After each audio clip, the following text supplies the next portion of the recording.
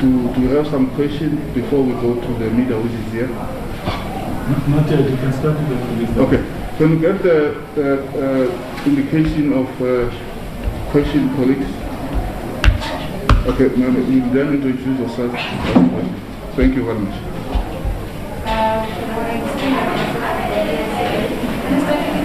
Clarify for us. Can you raise your voice? Can you raise your voice? I'm saying, Minister, if you can clarify, when it comes to the learners going back to a traditional timetable, the primary school learners, has there been any discussions around that, whether that decision still stays? And 2 weeks ago, when we had your briefing at Victoria, you had stated that the department was adopting a differentiated approach. Now, with this new strand, are we going to be relooking that? So when schools go back, are we going to go back to that way? Each province, each school will decide on a case-by-case basis whether they should be shutting down or not. Okay, thank you very much. Okay, Supplementary from SABC News.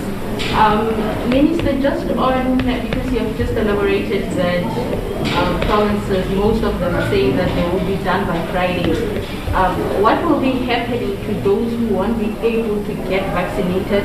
Say, for example, the teacher has just been vaccinated for flu, and by the time you have been completed with your vaccination, they have not been vaccinated. Is there a plan for them? Okay. Can you then allow the minister to respond? If there are no other hands.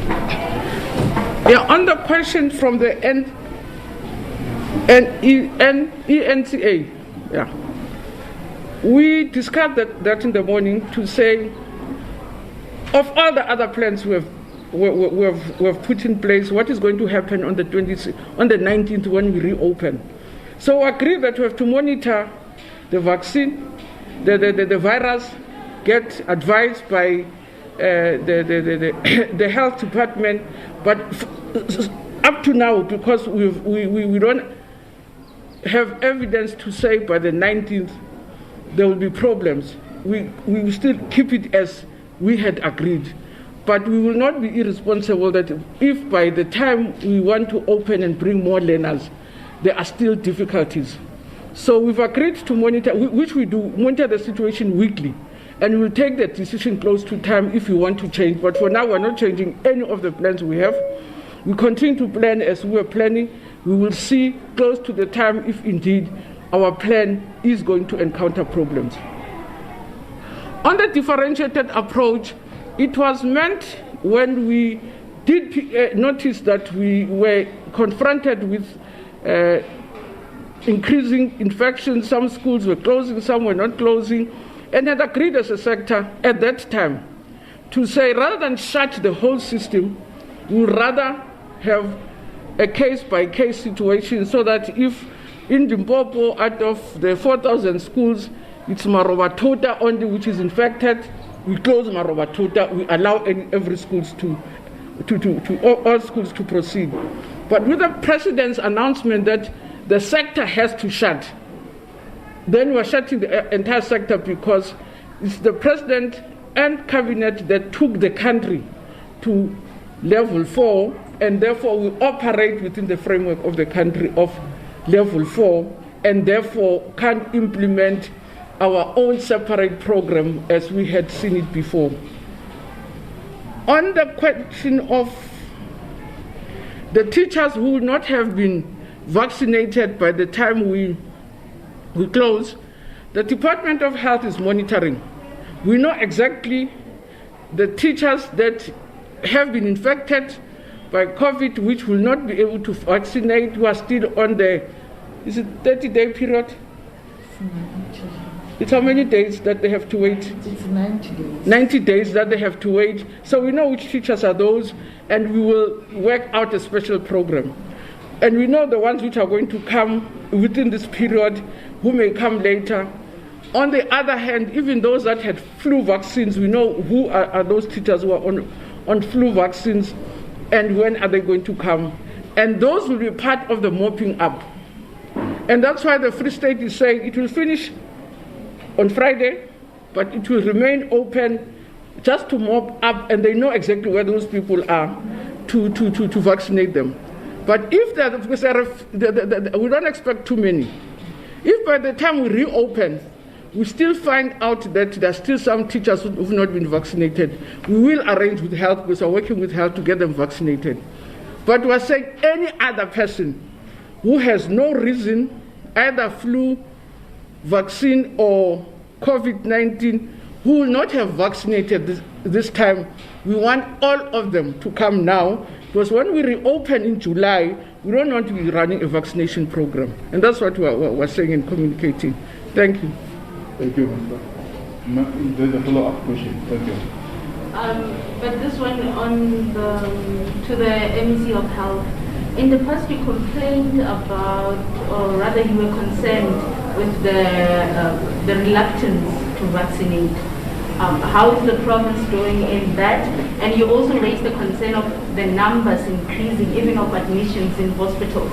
Where are we as a province? We have since in the past week, we have seen the numbers of the people that are admitted going down. In fact, the infections in Free State seem to be stabilizing. They are not going up anymore.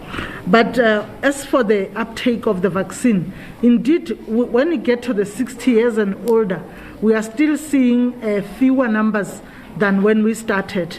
There's a bit of reluctance on the 60 years and older.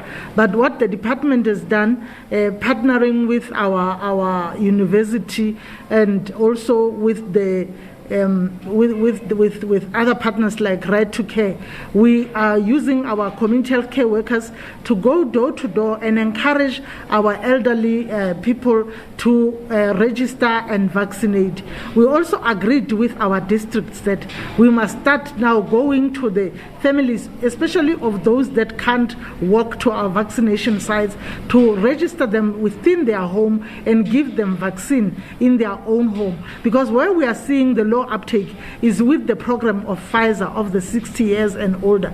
As for the teachers, they are really coming in good numbers, and we are excited. That is why we were able to, when we look at how much they respond, the good numbers they come with, that by Friday we would indeed have vaccinated a great number, that we are sure that we may finish by Friday. Yeah. Thank you very much. There's also follow-up. One more question, Minister. In terms of those teachers, once more who don't want to vaccinate, who have comorbidity, are there still conversations around whether they're going to be expected to go back to school? I know last time you said that they don't have a choice anymore because the vaccines are being made available. Have you received any concerns, any backlash with regards to that? No, I've not received any concern this far, and I've not received any reaction to that.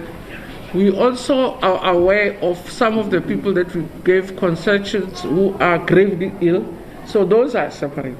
But it will be those who had requested concessions because they have high blood pressure, not necessarily that they are ill, and we're saying after this opportunity they can't be given concessions. Because we've seen from health after its vaccination program has had their workers at work most of the time.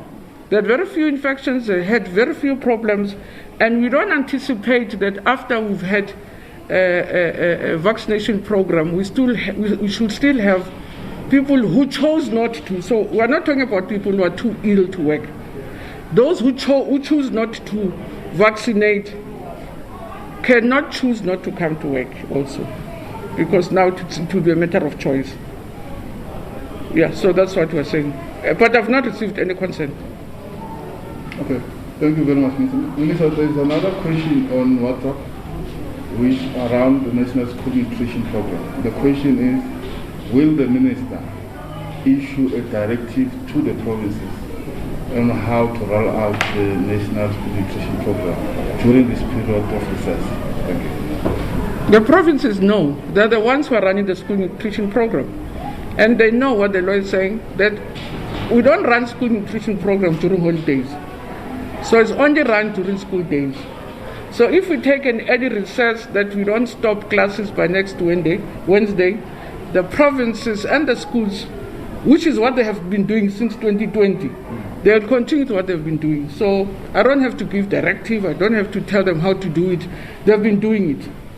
So they'll continue doing what they've been doing. Okay, thank you very much.